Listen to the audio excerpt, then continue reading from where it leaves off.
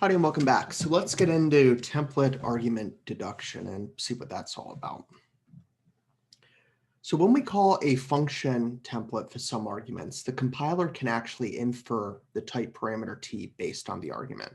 So in the previous lesson video, we did things like min, value, int, minimum value, double. However, for function templates, this is not necessary, provided that the compiler can deduce the type of the type that we would like to instantiate this function template based on the arguments provided to it. For instance, if we pass two objects of the same type to our minimum value function, the compiler will easily be able to conclude what type t is. For instance, if we go ahead and call minimum value 2, 4, the compiler is going to look at this, look at the two arguments, and determine that the parameter is going to be of type int, which would be used to go ahead and deduce t as type int, which means we would have, I guess I'll scroll up, this code right here generated for us. Because again, the compiler is able to deduce that based on the function call, t is of type int. Likewise, if we were to invoke minimum value with, say, two doubles, t would be deduced as a double. If we were to do so with, say, two characters, we could easily conclude that t is going to be of type char. And then finally, if we were to invoke, say, minimum value with two C-style strings or two string literals, t would be deduced as a pointer to a character. However, if we pass two objects of different types to our minimum value function, the compiler would be unable to deduce what t is.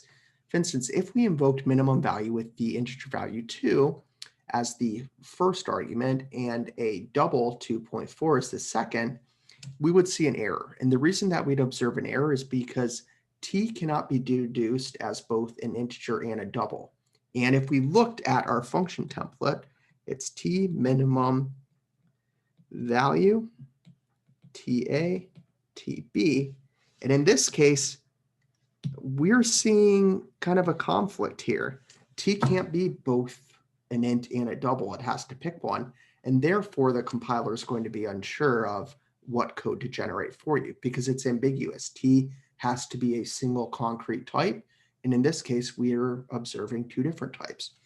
Now, similarly, if we were to invoke it with a double first and integer second, t again cannot be deduced as both a double and an integer.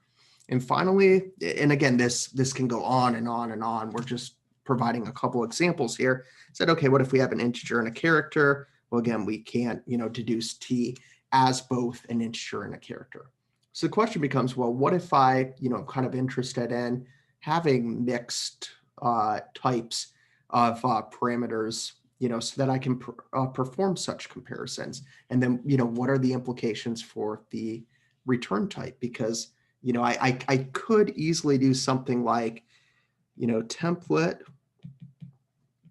type name, t1, type name, t2, and then do something like, well, the return type is what we're kind of uncertain about at this point, but t1, t2, a, b, something like that would work. But again, how do we resolve the return type? If we said it was t1, that might be a bit problematic because what if, we're passing in the integer and double, or maybe the double and the integer, and t1 was double and we wanted the actual integer object back.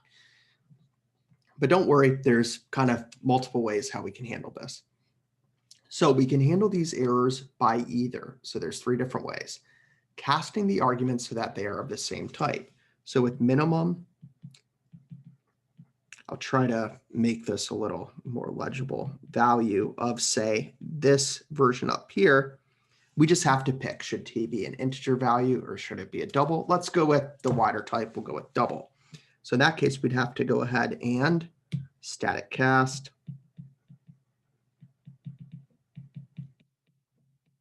to double our integer value of 2 and send in 2.14. Notice here at this point, t is easily deduced as type double because the arguments will be of the same type. And yet, normally we wouldn't be writing something like this with a literal value, but instead, you might have, say, let's just, I don't know, since we're here, int a is equal to 7, double b is equal to 2.14. I guess it was 2.4 in the example, whatever. And then we could maybe better illustrate the utility of this because we'd have to go ahead and cast A and we could leave B as it is. So that might be a bit more of a sensible example. Alternatively, we could also explicitly state what type T should be, thus preventing the compiler from attempting to deduce the type of T. So what do we mean by that? Just explicitly state what the type of T should be.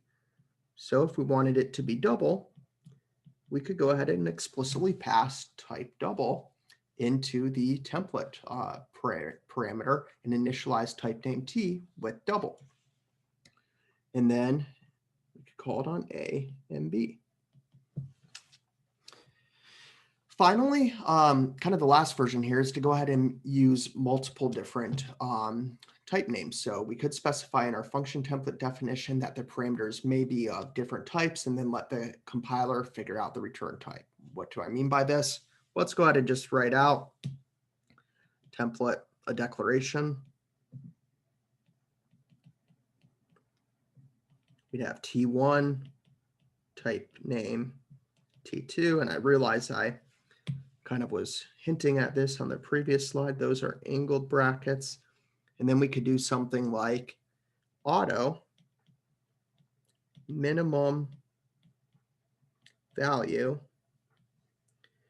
T1A, T2B, and then let the compiler figure out what the heck the return type should be. I will caution you that I believe this syntax here, return with the return type of auto, is not available until I believe C++, either 14, I think it's C++ 14.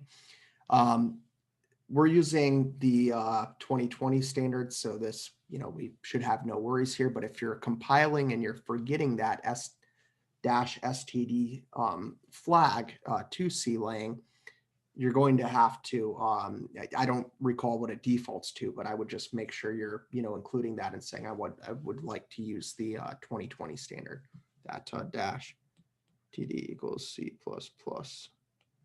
20. Cool.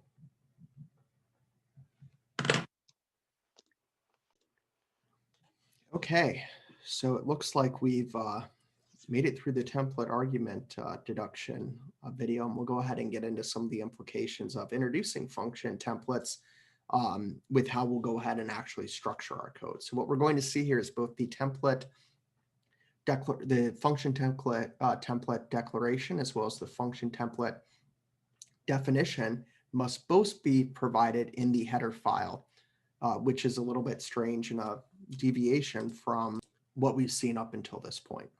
So let's get ready for that.